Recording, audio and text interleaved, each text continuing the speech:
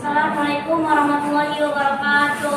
Waalaikumsalam warahmatullahi wabarakatuh. Bismillah, alhamdulillah, wassalatu wassalamu ala Muhammad Rasulillah wa ala alihi wa sahbihi wa man tabi'a sunnatahu wa jama'atah min hada ila yaumin nadam. Baiklah, kami dari kelompok 2 akan mempresentasikan hasil diskusi kami mengenai talak. Saya kira akan menyampaikan beberapa pengertian dari talak.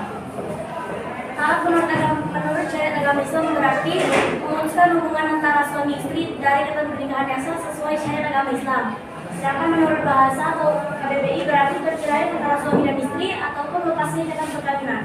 Adapun pengertian lainnya menurut hukum perkawinan nasional menyebutkan talak berarti salah satu bentuk pemutusan ikatan pernikahan disebabkan oleh sebab-sebab tertentu yang tidak lagi memungkinkan bagi suami istri tersebut meneruskan kehidupan. Perkenalkan, nama saya Dipa Kusariani. Di sini saya akan mempresentasikan mengenai pembagian dari talak. Yang pertama ada talak raj'i, yaitu talak yang dijatuhkan suami kepada istrinya atau disebut juga dengan talak 1 dan 2 sebelum habis masa iddah istrinya. Dalam talak ini, suami boleh kapan saja kembali atau rujuk kepada istrinya sebelum habis masa iddahnya. Yang kedua ada talak bain, yaitu talak yang dijatuhkan suami kepada istrinya sesudah habis masa iddahnya. Talak ini terbagi atas 2, yaitu bain sugro dan bain kubro.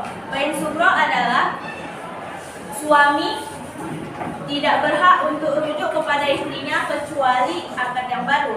Sedangkan bain kubro adalah talak ketiga, yaitu suami dan istri tidak boleh lagi kembali bersama kecuali istri menikah atau bercerai kembali dengan lelaki lain dan memulai akad yang baru.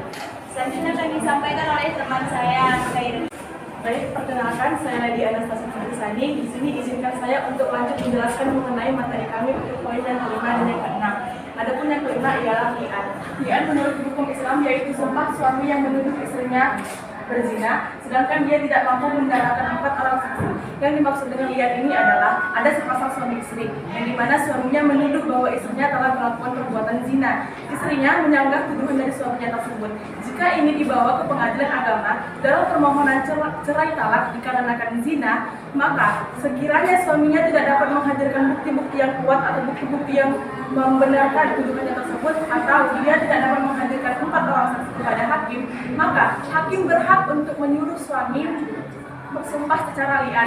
Sebelum sumpah ini terjadi, sang istri masih dapat menyanggah atau mengelakkan tuduhan suaminya tersebut. Sebaliknya, jika misalnya istrinya mengaku bahwa dia memang benar-benar berzina, maka tidak ada bukti yang kuat selain pengakuan dari istrinya tersebut, hakim dapat menceraikan pasangan tersebut. Nah, apabila istrinya benar-benar menyanggah, suami akan mengikrarkan sumpah yang dimana atas nama Allah Subhanahu wa Ta'ala ia bersumpah bahwa istrinya telah berzina. Itu dilakukan sebanyak 4 kali. Untuk yang kelima kalinya, ia siap menerima laknat dari Allah Subhanahu wa Ta'ala sekiranya ia berbohong. Begitu pula dengan sang istri. Dari sudut pandang istri, istrinya dapat melakukan sumpah balik yang dimana ia mengikrarkan atas nama Allah Subhanahu wa Ta'ala ia bersumpah bahwa dia tidak berbuat zina. Itu dilakukan sebanyak 4 kali. Untuk yang kelima kalinya, ia siap dan mendapatkan laknat dari Allah Subhanahu wa Ta'ala apabila tuduhan dari suaminya itu benar. Yang keenam ada zihar. Zihar menurut bahasa adalah punggung dari segala sesuatu, sedangkan menurut istilah adalah menyerupakan istrinya atau anggota tubuhnya dengan wanita yang diharamkan untuk dinikahi walaupun untuk waktu yang tertentu atau anggota tubuhnya. Filosofinya seperti ini. Sebenarnya zihar ini sangat diharamkan di dalam Islam. Contohnya ada sepasang suami istri, mereka saling cinta dan mereka saling sayang.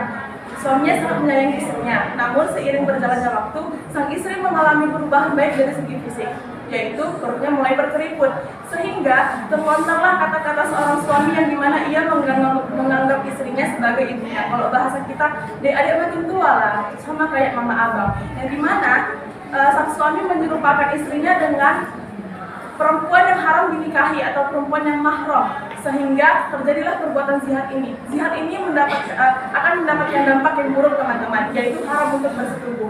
Hal-hal yang dahulunya halal untuk dilakukan dalam hubungan suami istri kini menjadi haram. Yang suaminya itu tidak dapat memeluk istrinya, mengejuk leher, sehingga perbuatan lain yang memang dihalalkan dalam pernikahan. Nah, sebenarnya dampak buruk itu dapat ditanggulangi. Allah memberikan 3 opsi untuk mereka yang untuk perbuatan zihar ini. Yang pertama, memerdekakan budak atau hamba sahaya. Maksud dari budak ini adalah seorang manusia yang memang dia diperbudak. Sehingga untuk orang yang ingin menanggulangi perbuatan zihar, hendaklah membebaskan orang yang diperbudak itu. Dalam Islam seolah-olah lehernya diikat. Yang kedua, berpuasa selama 2 bulan secara berturut-turut. Dan yang ketiga, memberikan beras sebanyak 2,5 kg untuk 60 orang miskin.